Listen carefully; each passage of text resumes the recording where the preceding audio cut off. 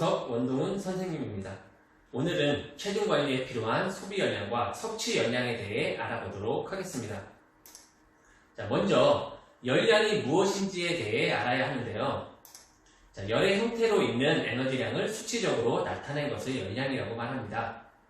자, 단위로는 킬로칼로리와 BTU를 사용하는데 1kcal는 물 1kg을 섭씨 1도 올리는데 필요한 열량을 말합니다. 자, 1BTU는 물 1파운드를 팥씨 1도 높이는데 필요한 열량을 말하는데 우리는 흔히 무게는 kg, 온도는 섭씨를 사용하고 있기 때문에 킬로칼로리를 더 편하게 사용할 수 있습니다.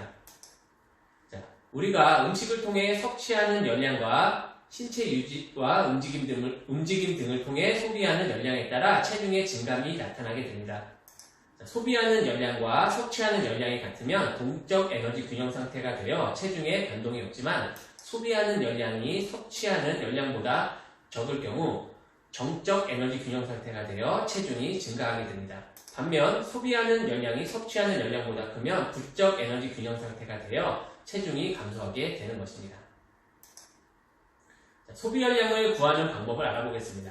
기초 대사량의 활동 지수를 곱하고 특이동적 작용이라고 불리우는 소화 대사량을 더해주는 방식으로 소비 열량을 구할 수 있습니다. 물론 기초 대사량의 실제 활동을 통해 소비하는 열량과 소화 대사량을 더해주는 방식으로 구할 수 있지만 우리는 좀 더 간편한 방법인 이 공식을 사용하도록 하겠습니다.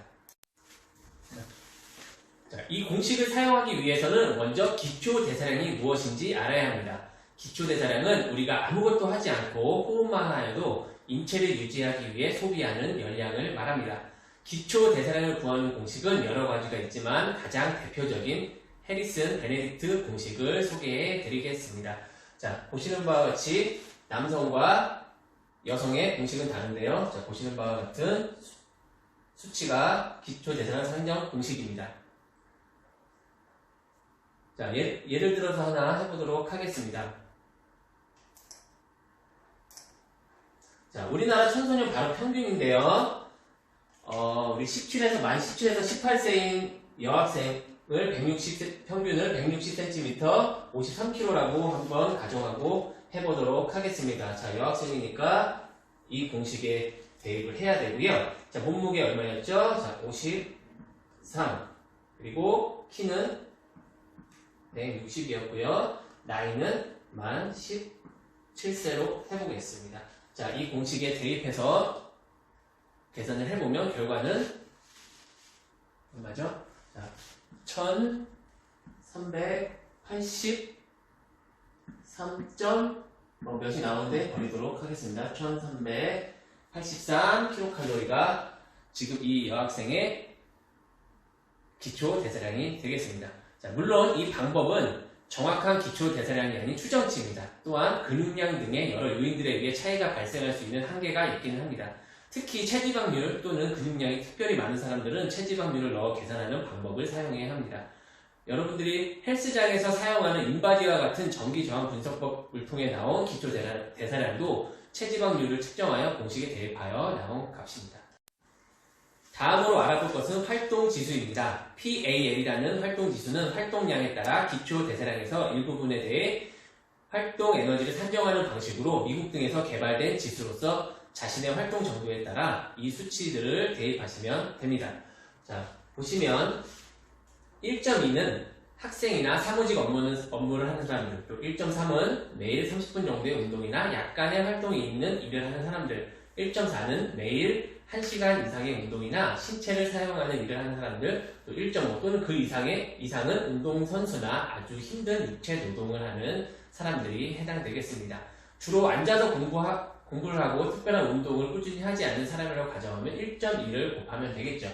그래서 아까 우리는 그 학생의 경우에 곱하기 1.2를 해주도록 하겠습니다. 자, 이 다음 단계로 TEF라는 특이동적 작용이 무엇인지 알아야 합니다. 특이동적 작용은 식품을 섭취한 후 음식물의 소화, 흡수, 이동, 저장되는 과정에서 자율신경 활동 등에 의해서 체내 열량 생산이 증가하는 현상, 즉 음식물을 소화하기 위해 사용되는 열량을 말합니다. 자, 식품 섭취 후 1시간 정도에서 최대치를 나타내고 약 4시간 정도까지 유지가 됩니다. 그리고 총 에너지 섭취의 약 10% 정도를 차지하게 됩니다. 그리고 식이성 열 발생은 운동에 의해 약간의 증가가 있지만 가장 중요한 요인은 식품의 구성 성분입니다. 자, 영양소별 식이성 열 발생에 대해 알아보겠습니다. 자, 단백질은 섭취한 총 열량의 30%를 이 식이성 열 발생에 사용하고요. 탄수화물 5%, 지방은 4%를 사용합니다. 그래서 동일한 칼로리를 섭취했다면 고단백 식품이 열량 소비에 더 효율적이라는 이야기입니다. 자, 일반적으로 탄수화물, 지방, 단백질을 골고루 섭취할 경우 섭취 열량의 약 10%가 소화 에너지로 사용됩니다. 자, 먹은 영양소별로 계산하는 게 정확하겠지만 어렵기 때문에 간접 계산식을 사용하여 TEF 값을 구해보도록 하겠습니다. 기초 대사량의 활동 지수를 곱하고 0.9로 나눈 값의 10%가 TEF 값이 되겠습니다. 자, 아까 얘기했던 학생의 기초 대사량 1383의 활동 지수 1.2를 곱하고 나누기 0.9를 합니다. 여기에 10%를 하면 값은 166이 나오게 됩니다. 그래서 여기에 166을 하면 되겠습니다. 결과적으로 지금 예시로 들은 키 160cm에 53kg 만 17세 여학생의 소비 열량은 자, 이거 모두 더하면 얼마죠? 1825.6kcal가 나오게 되는 것입니다. 자, 다음은 섭취 열량에 대해 알아보겠습니다. 섭취 열량은 하루 동안 섭취한 음식이 가지고 있는 총 열량을 말합니다. 섭취 열량을 알려면 음식이 가지고 있는 열량을 알아야 하는데 여러 가지 방법으로 확인할 수 있습니다. 자, 지금 보시는 것과 같이 음식 겉면에 표기되어 있는 것들이 있습니다. 자, 여기 영양 정보를 보시면요. 이건 총 내용량 219g에 440kcal 열량을 가지고 있고요. 자, 탄수화물은 60g, 지방은 18g, 단백질 9g. 자, 이렇게 영양 성분별로도 들어있는 함량을 확인할 수 있습니다. 또 다른 방법으로는 포털 사이트나 식품안전나라와 같은 여러 웹사이트에서 검색할 수 있습니다. 자, 지금 보시는 것은 녹색창 포털에서 쌀밥의 영양성분이라고 검색한 것입니다. 자, 보시면 자, 1회적 200g 기준입니다. 200g에 칼로리 272kcal를 가지고 있고 탄수화물 66.4g, 단백질 6g, 지방 0.2g 이렇게 갖고 있는 영양성분을 소개해 줍니다. 자, 그리고 요즘은 여러 정보를 제공하는 스마트폰 어플리케이션이 아주 많이 있습니다. 자, 지금 보시는 화면은 펫시크릿이라는 어플리케이션 화면입니다. 자, 이 화면에서 보시면 정확히 상호 이름도 검색할 수 있고요. 자, 여기서 피자헛이라고 검색을 해봤더니 이런 여러 가지 피자 종류가 나옵니다.